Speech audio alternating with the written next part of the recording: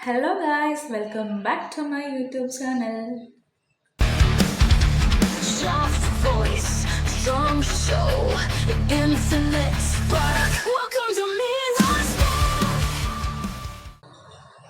രജനീകാന്തിൻ്റെ പുതിയ സിനിമയായിട്ടുള്ള കൂലി അത്യാവശ്യം എല്ലാവരും കണ്ടിട്ടുണ്ടാവുമെന്ന് വിചാരിക്കുന്നു. വ്യാഴാഴ്ച റിലീസായിട്ടുള്ള കൂലി ഞാനും ഇന്നലെ കാണാൻ ഇടയായിട്ടുണ്ടായിരുന്നു. അപ്പം അതിനെക്കുറിച്ച് എനിക്ക് തോന്നിയിട്ടുള്ള കുറച്ച് കാര്യങ്ങൾ ആണ് ഈ ഒരു വീഡിയോയിൽ ഉൾപ്പെടുത്താൻ ഉദ്ദേശിക്കുന്നത്. ഓക്കെ, അപ്പോൾ നമുക്ക് വീഡിയോയ്ക്ക് പോകാം. ഞാൻ ഈ ഒരു കൂലി കാണാൻ പോയത് വളരെയധികം എക്സ്പെക്റ്റേഷനോട് കൂടിയിട്ടാണ്. അതായത് ജയിലറിലെ പോലെ ഒരുപാട് ആർട്ടിസ്റ്റുകൾ, ഒരുപാട് ലാംഗ്വേജിൽ നിന്ന് വന്ന ആർട്ടിസ്റ്റുകൾ ഒന്നിച്ച് അഭിനയിക്കുമ്പം അതിൻ്റേതായ ഒരു ക്വാളിറ്റി ഉണ്ടാവും എന്ന് വിചാരിച്ചിട്ട് തന്നെയാണ് ഞാൻ ഈ ഒരു സിനിമ കാണാൻ വേണ്ടി പോയിട്ടുണ്ടായിരുന്നത്. ഡയറക്ടർ നെൽസൺ എടുത്തിട്ടില്ല ഈ ഒരു ജയിലർ എന്ന് പറഞ്ഞിട്ടുള്ള ഈ ഒരു സിനിമ എനിക്ക് അത്രമേൽ ഇഷ്ടമായിരുന്നു. ഞാനൊരു വലിയ രജനീകാന്ത് ഫാനല്ല, പക്ഷേ രജനീകാന്തിൻ്റെ സിനിമകളൊക്കെ ഞാൻ കാണാറുണ്ട്. എനിക്ക് കുറച്ച് സിനിമകളൊക്കെ പേഴ്സണലി ഫേവറേറ്റുമാണ്. അപ്പം അതിൻ്റെ ഒരു ബേസിലാണ് ഞാൻ ഈ ഒരു സിനിമ കാണാൻ വേണ്ടി പോയിട്ടുണ്ടായിരുന്നത്. പക്ഷേ ഈ ഒരു സിനിമ കണ്ടിറങ്ങി കഴിഞ്ഞപ്പം എനിക്ക് വളരെയധികം സങ്കടമാണ് തോന്നിയിട്ടുണ്ടായിരുന്നത്. കാരണം ഒരു ലോകേഷ് സിനിമ എന്നൊക്കെ പറയുമ്പം ഞാനൊരു വിക്രം പോലെ, അല്ലെങ്കിൽ ഒരു രജനീകാന്ത് പടം എന്ന് പറയുമ്പം ഒരു ജയിലർ പോലെയൊക്കെ പ്രതീക്ഷിച്ചാണ് ഞാൻ ഈ ഒരു സിനിമ കാണാൻ വേണ്ടി പോയിട്ടുണ്ടായിരുന്നത്. പക്ഷേ അതൊന്നും അല്ല അവിടെ സംഭവിച്ചത്. ഈ ഒരു സിനിമ എന്തുകൊണ്ടാണ് ഇവർ കോടികൾ മുടക്കിയിട്ട് ഇങ്ങനെ ഒരു കഥയില്ലാതെ എടുത്തിട്ടുള്ളത്? ഒരു കഥയില്ല സിനിമയിൽ. ജസ്റ്റ് ഫ്രണ്ടിന് വേണ്ടിയിട്ട് നായകൻ വരുന്നു, ഫ്രണ്ടിന് വേണ്ടിയിട്ട് വേറൊരു ഫ്രണ്ട് മുന്നോട്ട് വരുന്നു, ഇത്ര മാത്രമേ ഉള്ളൂ കഥയിൽ. ഒരു പേഴ്സണലി ഇമോഷണലി ടച്ച് ഉണ്ടാവുന്ന ഒരു സീനും ഈ ഒരു സിനിമയിലില്ല. പിന്നെ രണ്ട് ലാംഗ്വേജിൽ നിന്ന് രണ്ട് നടന്മാർ വന്നിട്ടുണ്ടായിരുന്നു. ഒന്ന് കന്നഡയിൽ നിന്ന് ഉപേന്ദ്ര. നമുക്ക് ജയിലർ കണ്ടിറങ്ങിയപ്പം ഓരോരോ ക്യാരക്ടേഴ്സിനെ നമുക്ക് മനസ്സിൽ അത്രയും ആഴത്തിൽ പതിഞ്ഞിട്ടുണ്ടായിരുന്നു. പക്ഷെ ഈ ഒരു സിനിമ കണ്ടിറങ്ങി കഴിഞ്ഞപ്പം ഉപേന്ദ്ര ഇതിൽ സിനിമയിലുണ്ട് കാര്യം തന്നെ ഞാൻ മറന്നുപോയി. പിന്നെ അമീർ ഖാൻ വന്നപ്പം എനിക്ക് ചിരിയാണ് വന്നത്. അമീർ ഖാൻ ഒരു പൊട്ടനായിരുന്നോ?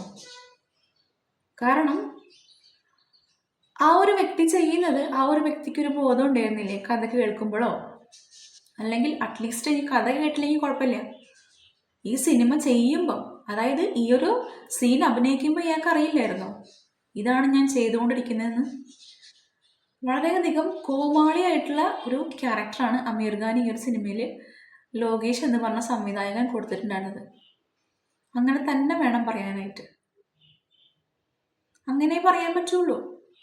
കാരണം ഈ ഒരു സിനിമയിൽ ഏറ്റവും വേസ്റ്റ് ആയിട്ടുള്ള ഒരു ക്യാരക്ടറാണ് അമീർ ഖാൻ ചെയ്തിട്ടുള്ളത്. അതിൻ്റെ ഒരു ആവശ്യമേ ഇതിനകത്തില്ല.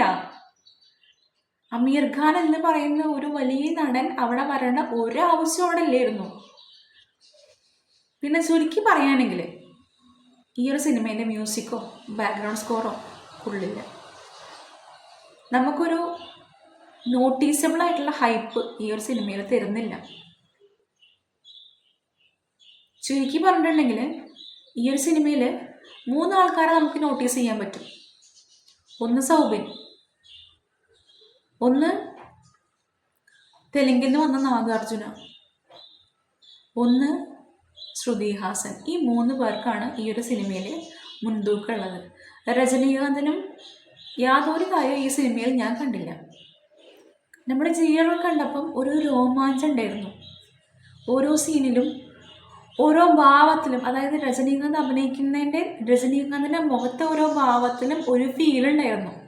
ഇതിലതൊന്നും ഇല്ല. ഇമോഷണലി യാതൊരു സാധനവും കണക്റ്റ് ആവാത്തൊരു സിനിമ. ലോകേഷ് എന്ന് പറയുന്ന ഒരു സംവിധായകനെ അയാളുടെ പണ്ടത്തെ സിനിമകൾ വെച്ച് മാത്രം ഈ ഒരു സിനിമയ്ക്ക് വേണ്ടി ചാൻസ് കൊടുത്തിട്ടുള്ള ആൾക്കാരാണ് ഇവരെന്ന് തോന്നുന്നു. പക്ഷേ അതിൻ്റെ ഒരു 50% പോലും സക്സസ് ആവാൻ വേണ്ടിയിട്ട് പറ്റിയിട്ടില്ല. കളക്ഷനൊക്കെ വന്നിട്ടുണ്ടാവും, കാരണം രജനീകാന്ത് ഇത്രയും സ്റ്റാർ വാല്യൂ ഉള്ള ആൾക്കാരൊക്കെ ഉണ്ട്. അപ്പം എന്തായാലും കളക്ഷൻ വരുമായിരിക്കും. പക്ഷേ ഒരു ഓഡിയൻ്റായിട്ട് എനിക്ക് തീരെ ഇഷ്ടപ്പെട്ടിട്ടില്ല ഈ ഒരു സിനിമ. ഈ ഒരു ലോകേഷ് എന്ന് പറയുന്ന ആൾക്ക് ഒരു പിന്നിൽ കുറച്ച് സിനിമകളൊക്കെ ചെയ്തത് കൊണ്ട് അയാൾക്ക് അയാളുടെ ഒരു വാല്യൂ, ആ ഒരു വാല്യൂവിൻ്റെ ബേസിൽ അയാൾ എന്ത് ചെയ്താലും അത് നന്നാവും അങ്ങനെയില്ലല്ലോ. കഥ കേട്ട് ഇഷ്ടപ്പെട്ട് അത് സക്സസ് ആവുമെന്ന് ഉറപ്പുണ്ടെങ്കിലല്ലേ കൊടുക്കാൻ പറ്റുള്ളൂ. ഇതിപ്പം ഈ സിനിമയിൽ അത്യാവശ്യമെങ്കിലും കളക്ഷൻ കിട്ടിയിട്ടുണ്ടെങ്കിൽ അതൊരിക്കലും ലോകേഷ് സിനിമ ആയതുകൊണ്ടല്ല. ഇതിൽ കുറച്ച് വലിയ ആർട്ടിസ്റ്റുകളുണ്ട്, അവരുടെ ഒരു വലിയൊരു ഫാൻ ബേസ് ഉണ്ട്. അങ്ങനെ ആവണം, അങ്ങനെ മാത്രമേ ആകാൻ ചാൻസ് ഉള്ളൂ ഈ ഒരു സിനിമയ്ക്ക് കുറച്ചെങ്കിലും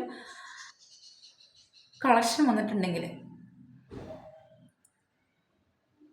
അപ്പം പുതിയ തലമുറയ്ക്ക്, അതായത് പുതിയതായിട്ട് ഈ ഒരു ഇൻഡസ്ട്രിയിൽ വരാൻ താല്പര്യപ്പെടുന്ന ആൾക്കാർക്ക് അവർക്ക് നിങ്ങൾക്ക് ചാൻസ് കൊടുത്തൂടെ? ഒരുപാട് കഥകളുമായിട്ട് അലഞ്ഞു തിരിഞ്ഞ് ഓഫീസായിട്ട് കയറി അടങ്ങുന്ന ഒരുപാട് പേരെ നിങ്ങൾ കാണാറില്ലേ? ഈ പ്രൊഡ്യൂസേഴ്സിനോടാണ് ചോദിക്കുന്നത്. ഒരുപാട് പേരെ നിങ്ങൾ കാണാറില്ലേ? എൻ്റെ ഭർത്താവും അതിലൊരാളാണ്. ഒരു സിനിമ ഒന്ന് സ്വന്തമായിട്ട് എടുക്കാൻ വേണ്ടിയിട്ട് വർഷങ്ങളായിട്ട് ഓരോരോ ഓഫീസിലും കയറി ഇറങ്ങി അലഞ്ഞ് തിരിഞ്ഞ് ചെന്നൈയിലൂടെ നടക്കുന്ന ഒരാളാണ് എൻ്റെ ഭർത്താവ്. അത് ആ ഒരു വേദന, അതായത് ഈ ഒരു സിനിമയൊക്കെ കാണുമ്പം എൻ്റെ ഭർത്താവ് എഴുതി ഉണ്ടാക്കി വെച്ചിട്ടുള്ള ആ ഒരു സ്റ്റോറി, ആ ഒരു സ്ക്രിപ്റ്റ് എത്രമാത്രം വാല്യൂ ഉള്ളതാണെന്ന് ചിന്തിച്ചു പോവാണ് ഞാൻ. ഇങ്ങനെയുള്ള സിനിമയ്ക്കൊക്കെ കോടികൾ വാരി വെതറി എറിയാൻ ആൾക്കാരുണ്ട്. പ്രൊഡ്യൂസേഴ്സ് ഓക്കെയാണ്, കാരണം ഒരു ബ്രാൻഡാണ്. PR വർക്കിലൂടെ ലോകേഷ് ഒരു ബ്രാൻഡാക്കി അയാളെ തന്നെ പ്രമോഷൻ ചെയ്ത് മുന്നിക്ക് കൊണ്ടുവന്നു. അപ്പം ലോകേഷ് ഒരു ബ്രാൻഡായി.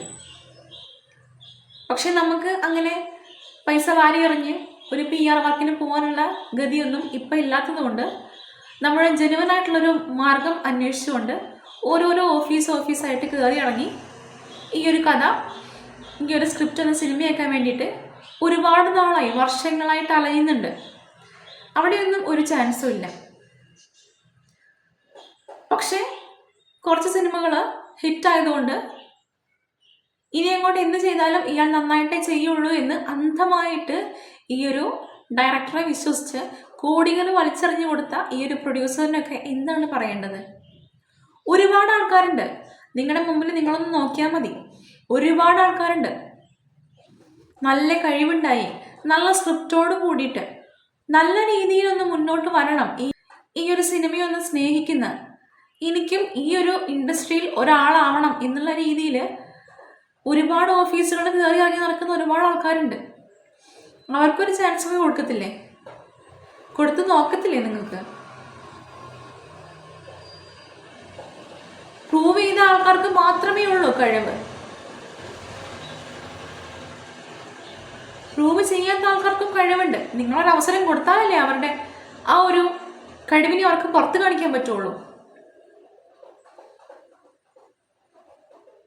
എനിക്ക് എന്താ പറയണ്ടേന്ന് അറിയില്ല. കാരണം ഈ ഒരു കൂലി എന്ന് പറയുന്ന സിനിമ കണ്ടിട്ട് അത്രയ്ക്ക് ഡിസപ്പോയിൻറ്റഡ് ആയിട്ടാണ് ഇരിക്കുന്നത് ഞാൻ.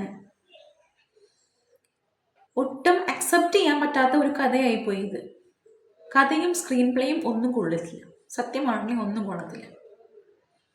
ഇത്രയും വാല്യൂ ഉള്ള ആർട്ടിസ്റ്റുകൾക്ക് ഒരു വാല്യൂ ഉള്ള സീൻ പോലും അതിനകത്തില്ല. എന്താ അതിനൊക്കെ പറയേണ്ടത്? നിങ്ങൾ ഒന്ന് കണ്ണു തുറന്ന് നോക്കൂ. നിങ്ങളുടെ മുമ്പിലും ഒരുപാട് കഴിവുള്ള ആൾക്കാർ വരുന്നുണ്ട്. അവർക്കൊന്നും ഈ ഒരു ലൊക്കേഷൻ കൊടുക്കേണ്ട അത്രയും കോടികളൊന്നും നിങ്ങൾ മത്സരം കൊടുക്കേണ്ട ആവശ്യമില്ല. ഒരു അവസരത്തിന് വേണ്ടി വരുന്ന ആൾക്കാരാണ് അവരൊക്കെ. അവരെ നിങ്ങൾക്കൊന്ന് നോക്കിക്കൂടെ? അറ്റ്ലീസ്റ്റ് ഒന്ന് കഥയൊന്ന് കേട്ടൂടെ? എന്താണ് ആ ഒരു വ്യക്തി നിങ്ങളോട് പറയാൻ വരുന്നത്? പുതിയതായിട്ട് ഓഫീസായിട്ട് കയറി ഇറങ്ങി നടക്കുന്ന ഈ ഒരു വ്യക്തി എന്താണ് പറയാൻ വരുന്നത് എന്ന് നിങ്ങൾക്കൊന്ന് അറ്റ്ലീസ്റ്റ് ഒന്ന് കേട്ടു നോക്കിക്കൂടെ? അതിന് പോലും ഒരു ചാൻസ് ഇല്ലാതെയാണ് അലഞ്ഞു നടക്കുന്ന ആൾക്കാർ. സങ്കടമുണ്ട്. കാരണം ഇത്രയും കോടികളൊക്കെ വാരി എറിഞ്ഞിട്ട് പുറത്ത് വരുന്ന സാധനം ഒട്ടും സാറ്റിസ്ഫൈഡ് ആയിട്ട് കണ്ടിരിക്കാൻ പറ്റാത്തൊരു സാധനം ആയതുകൊണ്ടാണ് ഇത്രയും പറഞ്ഞത്. ഇതിൽ കൂടുതൽ എനിക്ക് പറയാനില്ല. പുതിയതായിട്ട് വരുന്ന ആൾക്കാർക്ക് ഒരു ചാൻസ് ഒക്കെ നിങ്ങൾ കൊടുക്കുക. അവർ ചിലപ്പോൾ ഈ ലൊക്കേഷനെക്കാട്ടിൽ കഴിവുള്ള ആൾക്കാരായിരിക്കും. നിങ്ങൾ ഈ ഒരു ചാൻസ് കൊടുത്താലേ അതൊന്ന് അറിയാൻ പറ്റുള്ളൂ. അറ്റ്ലീസ്റ്റ് അറിയാൻ പറ്റുള്ളൂ. നിങ്ങളൊരു ചാൻസ് കൊടുത്താലേ അറിയാൻ പറ്റുള്ളൂ.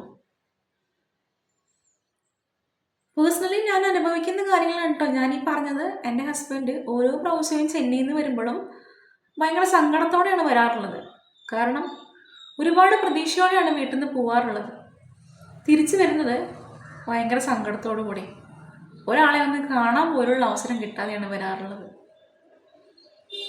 പക്ഷേ ഈ ഒരു സിനിമ ചെയ്യണം, ഈ ഒരു സിനിമാ ഫീൽഡിൽ എന്തെങ്കിലും ആയി തീരണം, ഞാനും ഒരു സംവിധായകനാവണം എന്നുള്ള അത്രയും അതിയായ ഒരു മോഹത്തോടെ ആഗ്രഹത്തോടെയാണ് ചെന്നൈക്ക് പോകാറുള്ളത്. അപ്പോൾ അവർക്കും ഒരു ചാൻസ് ഒക്കെ കൊടുത്തു നോക്കണം. ഈ ഒരു ലൊക്കേഷനെ പോലുള്ള ആൾക്കാരെ അന്ധമായിട്ട് വിശ്വസിച്ച് കോടികൾ വലിച്ചെറിയുമ്പം അതിൻ്റെ ഒരു 4/1 ഭാഗം കൊടുത്താൽ പോരെ? അവർ നല്ലൊരു കഴിവുള്ളൊരു ആളാണെന്ന് 4 പേര് അറിയാനായിട്ട് കുറച്ച് കൊടുത്താൽ പോരെ അതിൽ നിന്ന്? അതിന് പോലും ഒരു മനസ്സ് നിങ്ങൾക്ക് വരണില്ലേ? അറിയില്ല എന്തൊക്കെയാണ് ഈ നടക്കാൻ പോകണമെന്നും അറിയില്ല. എത്രയൊക്കെ പരിചയപ്പെട്ടാലും ഈ ഒരു സിനിമ എന്ന് പറയുന്നത്, ഈ ഒരു കാര്യം അത് മനസ്സിൽ കയറി കൂടിയിട്ടുണ്ടെങ്കിൽ അത് കുറച്ച് ബുദ്ധിമുട്ടാണ് എടുത്ത് കളയാനായിട്ട്. ജയിച്ചവൻ ഇവിടെ സ്വർഗമാണ്, തോറ്റവനെ ആരും കാണില്ല, ചവിട്ടി അരച്ച് കളയും. എങ്കിലും അവൻ ട്രൈ ചെയ്യും. ഓരോ വീഴ്ചയിൽ നിന്നും പിന്നെയും 10 മടങ്ങ് ശക്തിയോടെ ഉയർത്തെഴുന്നേറ്റ് അവൻ പിന്നെയും ട്രൈ ചെയ്യും. അതാണ് ഇപ്പം ഞാൻ എൻ്റെ മുമ്പിൽ കണ്ടുകൊണ്ടിരിക്കുന്നത്. അപ്പോൾ പുതിയൊരു വീഡിയോ ആയിട്ട് വരുന്നതുവരേക്കും ബൈ.